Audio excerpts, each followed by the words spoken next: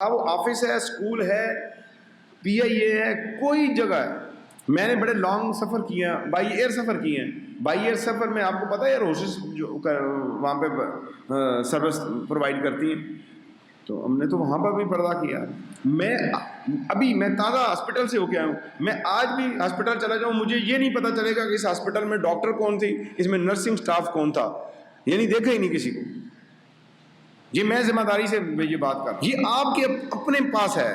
اگر عورت مد مقابل آپ بھی جائے, آپ نگاہ اس کی طرف اٹھائیں نا, کیونکہ آپ اپنی نگاہ کے ذمہ دار ہیں, اس کی نگاہ کے نہیں.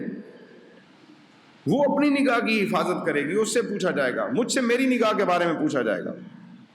بس اپنی نگاہ کی حفاظت کی سوچے تدبیر.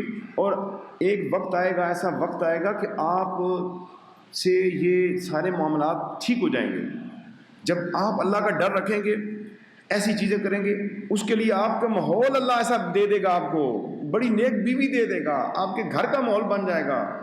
آپ برائی کی طرف جا ہی نہیں سکیں گے, کیونکہ اللہ کی حفاظت میں آ جائیں گے آپ. جب آپ ہر جگہ پہ پیرے بٹھائیں گے, حدود کا خیال رکھیں گے, اللہ کا ڈر دل میں رکھیں گے, رسول اللہ علیہ وسلم کے احکامات کے تابع رہیں گے, پھر آپ جو ہے نا محفوظ کلا کے اندر ہیں.